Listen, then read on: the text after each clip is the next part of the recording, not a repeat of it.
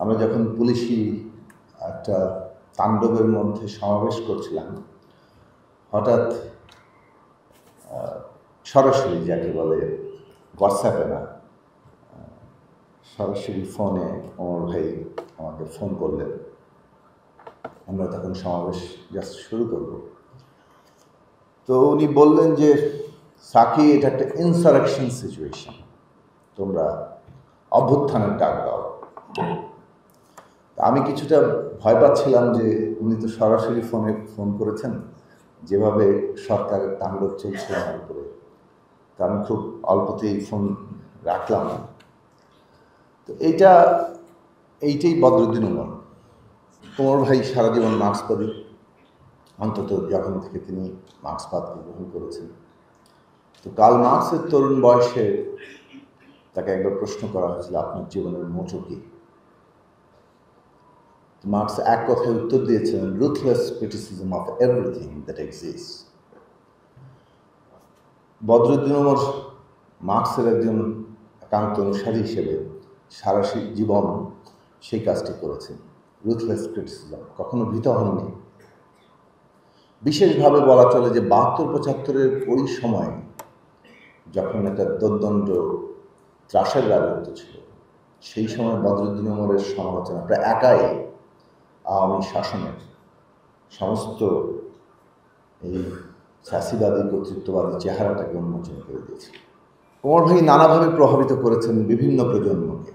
আহমদ সাফা একবার বলেছিলেন যে বদরুদ্দিন উমর বিশ্ববিদ্যালয়ের চাকরি ছেড়ে যদি রাজনীতিতে না আসতেন, তাহলে আমরা হয়তো সিএসপি কিংবা স্ট্যাবলিশমেন্টের মধ্যে থাকতাম। সেই সময়ে বিরাট আকারের প্রভাব, এমনকি বদরুদ্দিন উমরের একটা সেলিব্রেশনও ছিল।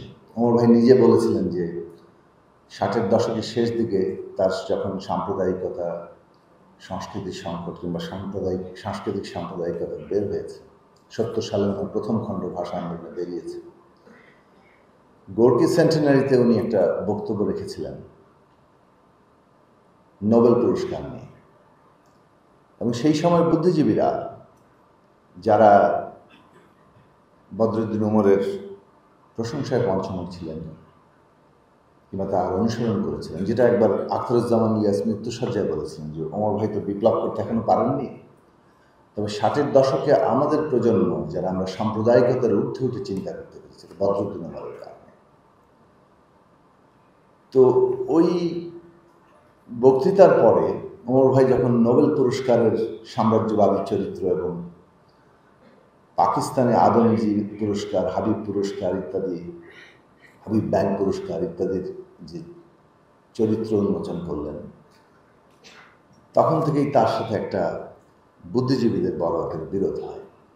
কিন্তু ওইটা সম্ভবত একটা ঘটনাই ছিল।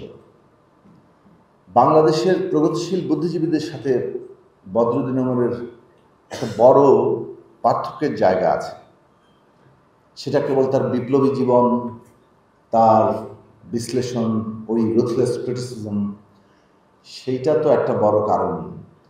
কিন্তু বদরুদ্দিন উমরের কাছ থেকে আমরা যেটা শিখেছি, যে এই যে প্রগতিশীলতা মানে ধর্মীয় রাজনীতির যে বিভিন্ন ফর্ম আছে, সাম্প্রদায়িক রাজনীতি কিংবা মৌলবাদী রাজনীতি, এইগুলোর এটা শ্রেণী সংগ্রামের ঊর্ধ্বে না, এটা শ্রেণী সংগ্রামের অধীন। এবং বদরুদ্দিন উমরই সম্ভবত কনসিস্টেন্টলি বাংলাদেশের বামপন্থী তাত্ত্বিকদের মধ্যে অন্যতম এবং প্রধান